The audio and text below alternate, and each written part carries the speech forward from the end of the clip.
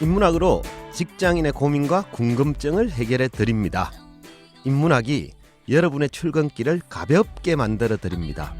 직장인을 위한 출근길 인문학. 제197화 행복과 불행이 동전의 양면인 이유. 안녕하세요. 어쩌다 철학자 이호건입니다. 안녕하세요. 어설픈 자유인 장춘수입니다. 안녕하세요. 엄대장 엄민영입니다. 반갑습니다. 네, 반갑습니다. 반갑습니다. 이런 질문 해도 되나요? 요즘 행복하신가요? 안 됩니다. 그럼 불행하신가요? 그것도 안 됩니다. 묻는 게 안 된다는 뜻이에요? 아니면 뭐 행복하지도 불행하지도 않다는 뜻이에요? 묻는 게 신뢰죠. 요즘 같은 때는 그러네요, 그렇죠? 우리가 뭐 현실에서는 실내이긴 합니다만 학습의 시간에서는 너무 현실에 밀착해서 볼 필요는 없는 것 같아요, 그죠? 그래서 오늘은 신뢰가 될 수도 있는 주제, 그죠? 행복과 불행이 동전의 양면인 이유라는 주제로 이제 얘기를 좀 해볼까 하는데요.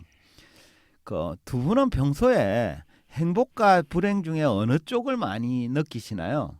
행복의 감정을 좀 많이 느끼는 쪽이라고 저는 스스로 이렇게 생각을 하는데 네. 요즘에 엄청 간사해졌어요. 한 9개월 쉬다 보니까 작은 거에도 막 행복한 것처럼 이렇게 좀 간사해졌다라는 느낌이 들어요. 그래서 그 불행을 9개월 겪다 보니까 사소한 괜찮은 일이 생겨도 되게 네네. 행복감이 든다, 뭐 이런 거예요, 그죠? 근데 그런 행복감이 계속 지속이 되던가요? 이거 거의 조울증 수준입니다. 요즘에 오르락 내리락. 그죠? 예. 그렇고 자유님은 어떠세요? 뭐 저도 비슷한 것 같아요. 뭐 잠깐 행복했다고 느꼈다가 또 음. 금방 다른 사건이 생기면 아씨 역시 난 불행해. 뭐 이런 생각을 하기도 하다가 계속 왔다리 갔다리 하는 게 인생인 것 같기도 하고요. 네. 그치? 그래서 뭐 말씀하신 대로 아마 대부분의 사람들이 나는 뭐 계속 행복하기만 해요. 나는 계속 불행하기만 해요. 이런 사람은 많지는 않을 것 같아요. 물론 후자는 있는 것 같긴 합니다. 계속 불행하게 자기 삶을 해석하는 사람은 있는 것 같은데 어쨌든 끝없이 행복만 이어지는 사람은 많지는 않은 것 같고, 또 뭐 그런 경우 보통 사람의 경우는 행복과 불행이 교차되는 인생을 산다, 이렇게 봐도 되고, 두 분도 아마 제가 질문을 드려보니까 뭐 그런 쪽에 가깝지 않을까 싶은데요. 그래서 오늘은 우리가 뭐 단지 행복, 불행 이런 주장 많이 했으니까 오늘은 행복과 불행이 교차되는 이유가 뭔지, 뭐 이런 교차되는 걸 이른바 행복의 역설이라고 할 수 있는데요. 이런 행복의 역설이라는 주제로 좀 논의를 해볼까 합니다. 사람은 누구나 행복한 삶을 살길 바라죠, 그죠? 이분 얘기 되게 자주 소개한 것 같은데 그리스 철학자 아리스토텔레스가 이런 얘기를 했죠. 인간이 추구하는 모든 활동은 행복을 얻기 위함이다 라고 주장했듯이 우리가 하는 활동은 대부분 행복을 얻기 위함이다 라고 봐도 크게 틀리지 않습니다. 우리가 사랑을 하고 결혼을 하는 이유도 행복하기 위함이고, 직장을 다니거나 취미 활동을 하는 이유도 모두가 행복을 얻기 위함이다, 이렇게 봐도 틀리지 않는데요. 그래서 사람은 누구나 행복을 원하고 또 행복해지기 위해서 노력을 기울이며 살고 있습니다. 그죠? 근데 우리가 행복을 갈망하면 갈망할수록 그게 쉽게 주어지던가요? 어떻게 보세요? 꼭 그렇지만은 않은 것 같아요. 네, 그죠? 예. 네. 자유님은 그래서 행복을 덜 갈망해야 될 것 같아요. 자꾸 원하는 게 많아지면 불행해지는. 그죠? 근데 인간의 본성상 행복을 갈망하는 건 되게 본능적인 선택이니까 내가 나는 행복 안 해야지, 이게 안 되잖아요, 그죠? 네. 사실 우리는 누구나 행복하기를 바라지만 그렇게 행복을 갈망할수록 행복은 쉽게 주어지지 않는 경우가 더 많은 것 같아요. 소설가 헤르만 헤스가 이런 얘기를 했죠. 그대가 행복을 추구하는 한 그대는 언제까지나 행복해지지 못한다. 그죠? 되게 들어보면 공감이 되는 것 같아요. 또 공리주의 철학자로 알려진 존 스튜어트 밀이 이런 얘기를 했습니다. 나는 지금 행복한가 하고 자기 자신에게 물어보면 그 순간 행복하지 못하다고 느끼게 된다. 그래서 우리가 잘 관찰해 보면 실제로 행복한 사람은 행복을 의식조차 하지 않습니다. 그냥 뭐 잘 살고 있는 거죠, 행복하게. 그죠? 근데 우리가 행복을 의식하는 순간은 실제로 행복하지 않을 때 행복을 의식하게 되는 거죠. 그러니까 말하자면 행복이라는 바랑새는 그걸 잡으려고 막 손을 흔드는 사람한테는 도망가 버리지 날아와서 앉지는 않는다라고 얘기할 수도 있습니다. 네. 그래서 행복의 역설이라는 주제라고 말씀하신 거네요. 그렇죠. 뭐 그런 측면도 있는데 그 행복의 역설이란 우리를 행복하게 만들어 줄 것이다라고 믿었던 것이 의외로 불행의 원천이 되기도 하기 때문에 사용하는 얘기입니다. 그 독일의 대문호 괴테가 젊은 베르테르의 슬픔에서 이렇게 썼습니다. 한번 들어보세요. 인간을 행복하게 만드는 것이 동시에 불행의 원천이 될 수 있다는 사실은 과연 변할 수 없는 것일까? 그는 이제 이 말을 사랑 때문에 사용했는데요. 그 괴테는 젊은 시절에 약혼자가 있는 여성을 사랑한 적이 있었고 또 이룰 수 없는 사랑 때문에 절망한 나머지 도망치다시피 귀향을 한 경험이 있다고 해요. 그 소설 속 주인공 베르테르도 그것과 비슷하죠, 그죠? 소설에서 베르테르는 이미 약혼을 한 상태인 로테라는 여성을 사랑하게 되었습니다. 또 그녀를 향한 그의 감정은 무엇과도 바꿀 수 없는 소중한 것이었습니다. 로테가 베르테르에게 건네는 말투나 몸짓, 웃음 이런 것들은 형언할 수 없을 정도의 행복을 가져다 주었기 때문입니다. 하지만 그녀를 향한 사랑, 그의 사랑은 동시에 불행의 원천이 되기도 했어요. 해서 결국 그는 스스로 머리에 권총을 발사함으로써 고귀한 사랑을 영원한 차원으로 성화시키고 생을 마감하고 말았죠. 네. 베르테르에게는 로테를 향한 그 사랑이 행복을 가져다 주기는 했지만 그 사랑이 이제 불행의 원천이 되기도 했네요. 그렇죠. 예. 뭐 베르테르뿐만 아니라 그런 그 행복과 불행을 동시에 경험하는 사람들이 주변에도 꽤 많긴 하죠, 그렇죠? 예. 이처럼 우리가 행복과 불행은 반대되는 개념이 아닙니다. 또 멀리 떨어져 있는 개념도 아니에요. 말하자면 좀 더 정확히 얘기하면 모든 행복 속에는 불행의 씨앗을 품고 있다라고 볼 수도 있습니다. 말하자면 행복과 불행은 동전의 양면이라고 말할 수도 있는데요. 왜 고사성어 중에 세옹지마라는 말이 있잖아요, 그죠? 아시겠지만 세옹지마는 변방에 사는 노인의 말이란 뜻인데 세상 만사가 변화가 많아서 어느 것이 화가 되고 어느 것이 복이 될지 예측할 수 없는 상황이 많다라는 뜻입니다. 그러니까 가령 불운이라고 생각했던 게 복을 가져다 주기도 하고 행복이라고 생각했던 일이 재앙이 되기도 하죠. 뭐 로또 1등 맞아서 행복 같지만 그것 때문에 불행에 빠지는 경우도 있잖아요, 그죠? 예, 근데 이런 경우 한번 생각해 보시죠. 고등학생이 예쁜 여자친구를 사귀었어요. 뭐 학교에서 완전 퀸카라고 불리는 여자친구를 사귀게 되어서 너무 행복하다고 느낄 수도 있습니다. 하지만 그 일이 불행을 가져다 줄 수도 있습니다. 그 퀸카를 사귀는 것 때문에 공부에 등한시하고 대학 시험을 망칠 수도 있거든요. 그렇지 않습니까? 네. 뭐 일반적으로는 너무 여자친구에 빠져 있으면 네. 성적에 마이너스이기도 할 수 그렇죠? 있죠. 네. 근데 이런 생각하는 사람이 있을 거예요. 나는 퀸카 사귀지도 않았는데 왜 성적이 안 좋냐 이런 사람이 있을 수도 있는데 어쨌든 이쁜 여자친구는 성적에는 마이너스 요인입니다. 그 중국 송나라 학자 정의 선생이 인생에서 가장 큰 불행을 3가지로 꼽았는데요. 첫 번째가 뭐냐 이러면 소년등과예요. 그러니까 어린 나이에 높은 벼슬에 오르는 것, 이게 불행이라고 봤습니다. 두 번째는 부모 덕에 좋은 벼슬에 오르는 것, 이걸 이제 두 번째 불행을 봤고요. 세 번째는 재주가 높고 문장마저 능한 것이라고 했습니다. 근데 이 정의 선생이 말한 이 3가지는 오늘날 대부분의 사람들이 부러워할 만한 행복의 요소처럼 보이지 않습니까? 그죠? 근데 실제로는 그것 때문에 불행의 씨앗이 되기도 한다는 거예요. 가령 어려서 큰 출세를 하고 나면 그죠? 삶에 대한 태도가 좀 나태해지고 좀 오만해지기 쉬워서 종국에는 불행의 근원이 되기도 합니다. 근데 그 영화 배우 중에도 아역 시절에 굉장히 큰 성공을 거둔 뒤에 그 일로 인해서 그 다음 삶을 불행하게 사는 경우도 있잖아요, 그죠? 혹시 떠오르는 사람 있나요? 그 사람이 좀 많이 그 회자 되더라고요. 네. 옛날에 왜 나홀로 집에 굉장히 귀여운 주인공 네. 있었는데 맥컬리- 맥컬리 컬킨. 예, 아, 그죠? 맥컬리 예. 컬킨.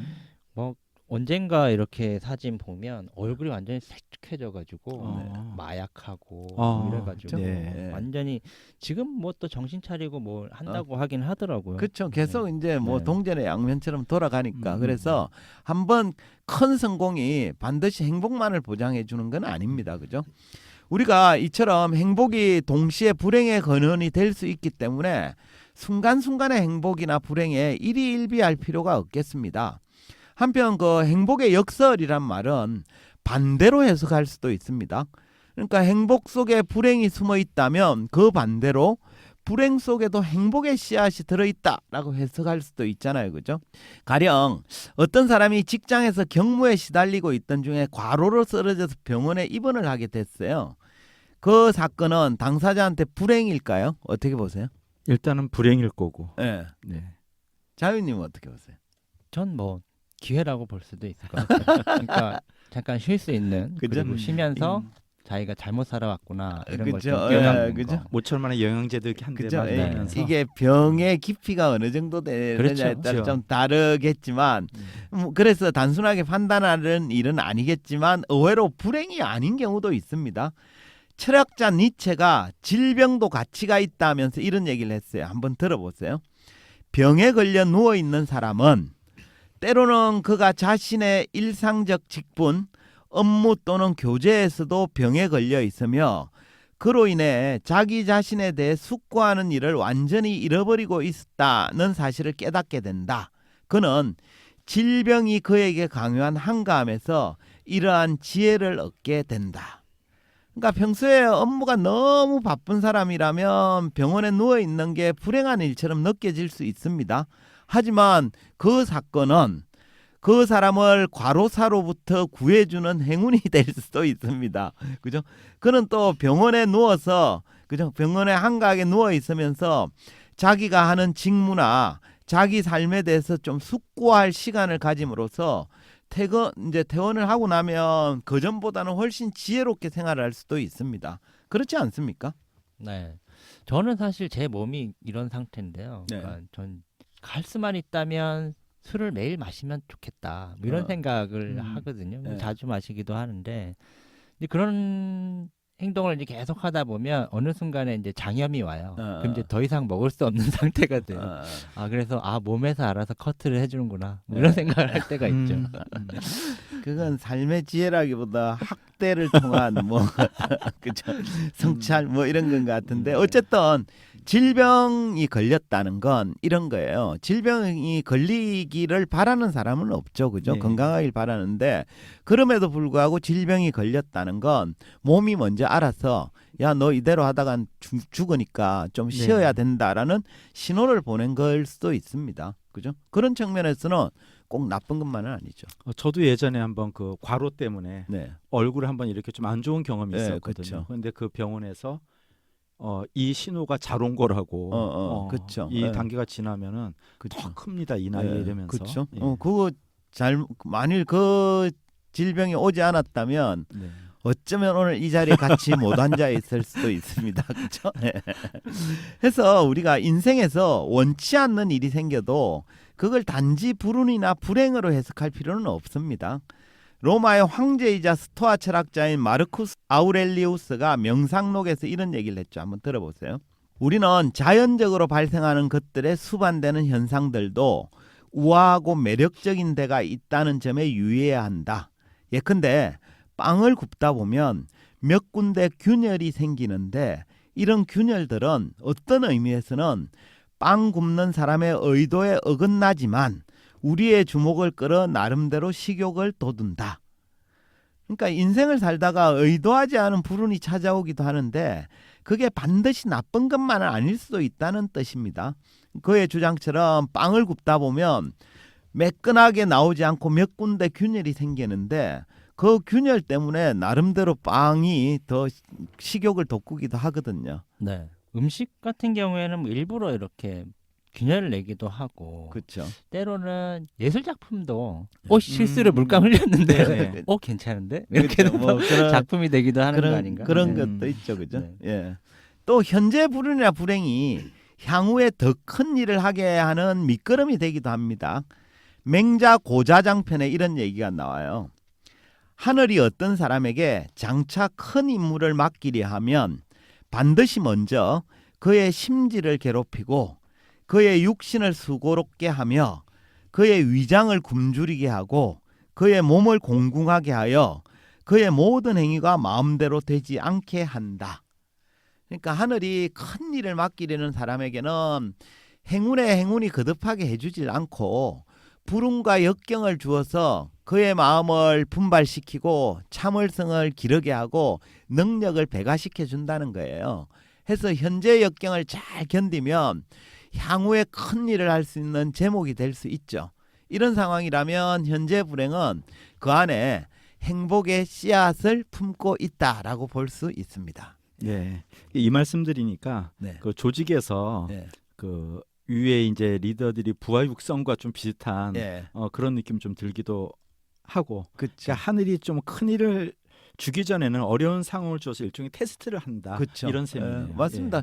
조직에도 핵심 인재로 키우려는 사람은 좀 어려운 부서에 배치를 시켜서 네. 그죠? 이렇게 좀 강하게 예. 단련을 시키는 경향이 있죠. 그죠? 예. 결국 우리가 괴테의 주장처럼 행복 속에도 불행의 원천이 숨어 있지만 불행 속에도 행복의 씨앗이 들어 있다라고 봐야 됩니다. 그죠? 그러다 보니 중요한 건 행복이냐 불행이냐를 만들어내는 그 사태가 아니라 당사자의 결단과 해석이 중요해요. 그러니까 행복한 사람은 행복에 도취해서 불행의 씨앗을 방치하지 않겠다라는 결단이 필요하고, 또 불행한 사람은 현재 불행이 단지 몰락이나 죽음을 만들어내는 게 아니라 또 다른 행복의 가능성으로 해석하는 능력이 필요합니다. 우리에게는 행복이 불행으로 변하는 걸 막을 수도 있고 또 불행을 행복으로 바꿀 수 있는 능력이 모두 있다라는 사실을 좀 명심했으면 좋겠습니다. 알고 보면 행복과 불행이 동전의 양면처럼 그 교차되는 게 보통 우리 인생인 것 같아요. 네, 그런데 우리는 불행이 닥치면 너무 지나치게 나만 그런 것처럼 이렇게 네. 낙담을 한다거나 네. 또 행복이 찾아오면 그게 뭐 모든 거 얻은 것처럼 이렇게 착각을 하고 이렇게 사는 경우가 많은 것 같습니다. 네, 그죠? 그래서 그런 분들은 그 행복의 역설의 예. 진정한 의미를 잘 모르게 되는 거죠, 그죠? 예. 네. 행복 속에 불행의 씨앗이 들어있고 불행 속에 행복의 씨앗이 들어있다는 말을 들으면 아 그렇구나 라고 생각이 들지만 막상 내가 행복한 순간에는 그런 생각이 잘 들지도 않기도 하고 네. 또 불행한 순간에는 여전히 내가 다시 행복해질 수 있겠다라는 생각이 또 안 드는 네. 이런 것들이 믿기가 참 어려운 것 같아요. 네. 그러다 보니까 이제 스스로 그런 얻은 가능성들을 좀 차단해 버리는 상황들이 벌어지는 건데, 그러다 보니까 우리가 좀 행복보다는 불행하다라고 느끼는 경우가 많은 것 같습니다. 그래서 오늘 우리 행복의 역설에 대해서 이렇게 이야기했는데 다시 한번 자신의 삶을 좀 돌아보면 어떨까 싶습니다. 예, 그렇죠. 그래서 뭐 현실에서는 행복하면 불행을 생각하기 싫고, 그죠? 또 불행한 사람은 행복을 생각조차 하기 싫은 어려운 게 뭐 현실인데 그건 현명한 삶의 태도라고 보기는 어렵죠, 그죠? 그래서 현자들은 여전히 행복 속에 불행의 씨앗이 들어있고 불행 속에 행복의 가능성이 들어있다라는 얘기를 많이 하니 그 원리를 좀 제대로 깨달으면 그렇지 않을 때보다 좀 더 행복의 가능성이 많아질 수 있다라고 말씀을 드릴 수 있겠습니다. 근데 네. 저는 반은 되는 것 같아요. 행복할 때 난 불행해질 수 있어. 아. 이런 건 되는데 불행할 때 행복해질 수 있어. 아. 이건 안 되는 것 그죠? 같아요. 물론 염세주의자들이 네. 주로 그런 특성들을 보이는데 그것도 그러니까 반만 현명한 건 네. 온전히 현명한 게 아니죠, 그죠? 그쵸. 그래서 후자, 그러니까 불행할 때도 이 불행을 잘 견디고 일어서면 오히려 행복의 씨앗이 될 수도 있겠다라는 것까지 이제 갖춰야 네. 되는 거죠. 그게 이제 회복 탄력성 이런 뭐 얘기를 그럴 수도 하는 있고, 거겠죠. 그죠? 네. 예. 그래서 반만 갖고 있어서 자유님 닉네임이 어설픈 자유인 거예요. 네, 좋습니다. 어쨌든 그럼 마무리할까요? 한 줄 평 부탁드리겠습니다. 저는 오늘 이렇게 함께하면서 네. 아까 그 괴테의 말 중에 인간을 행복하게 만드는 것이 동시에 불행의 원천이 된다. 네. 이 얘기를 듣는데 계속 딸이 떠오르는 거예요. 예. 딸 때문에 엄청 행복하거든요. 예. 그러다가 어느 날 딸 때문에 너무 불행하고 이게 너무 불행하고 그쵸. 정말 숨이 막힐 정도로 예. 그래서 이 얘기를 들으면서 혼자 이렇게 속으로 웃었습니다. 충분히 공감이 됩니다. 예, 그래서 뭐 한 줄 평이라고보다는 예. 현재 상황에 너무 일일비하지 말라. 네. 스스로의 긍정의 마음을 키우는 게 더 중요하다. 네. 그것도 뭐 한 줄 예. 평이네요, 그죠? 예. 현재 상황에 현실에 너무 일희일비하지 말고, 그죠? 긍정의 마음을 키우자. 좋습니다. 자유님. 저는 염세적인 한 줄 평을 해보겠습니다. 예. 행복과 불행 모두 팩트가 아니다. 좋습니다. 그죠? 결국은 행복과 불행이 팩트가 아니라 행복과 불행은 우리의 관점과 해석의 문제인 거죠. 그죠? 그래서 좀 지혜롭게 해석하는 능력 이게 필요하고 저희가 이런 방송을 하는 이유도 우리 일상에서 만나는 여러 사태들에게 보다 좀 현명하게 대처할 수 있는 그죠? 통찰력 이런 걸 길러줄 목적이지 않나 싶습니다. 아무튼 좋습니다. 잘 들었습니다. 오늘은 행복과 불행이 동전의 양면인 이유라는 주제로 이야기했습니다. 사람들은 누구나 행복하기를 바라지만 행복에는 역설이 숨어 있습니다. 우리를 행복하게 만들어 줄 것이라고 믿었던 것이 외려 불행의 원천이 되기도 하죠. 하지만 행복의 역설이란 말은 반대로 해석할 수도 있습니다. 행복 속에 불행이 숨어 있다면 그 반대로 불행 속에도 행복의 씨앗이 들어있다라고 해석할 수도 있기 때문입니다. 맹자에 따르면 하늘이 큰 일을 맡기려는 사람에겐 행운만 거듭하여 주지 않고 불운과 역경을 주어 그의 마음을 분발시키고 참을성을 기르고 능력을 배가시켜 준다고 했습니다. 해서 현재 역경을 잘 견디면 향후에 큰 일을 할 수 있는 제목이 될 수도 있습니다. 이런 경우라면 현재의 불운이나 불행 속에는 행복의 씨앗이 들어있다라고 볼 수도 있습니다. 결국 중요한 것은 사태가 아니라 당사자의 결단과 해석입니다. 행복한 사람은 행복에 도취되어 불행의 씨앗을 방치하지 않겠다라는 결단이 필요하고 불행한 사람은 현재 불행을 또 다른 행복의 가능성으로 해석하는 능력도 필요하겠습니다. 우리에게는 행복이 불행으로 변하는 걸 막을 수도 있고 불행을 행복으로 바꿀 수 있는 능력이 모두 있음을 명심했으면 좋겠습니다. 이것으로 직장인을 위한 출근길 인문학 제197화를 마치도록 하겠습니다. 저희는 다음 시간에 다시 찾아뵙겠습니다. 네, 감사합니다. 네, 감사합니다. 감사합니다.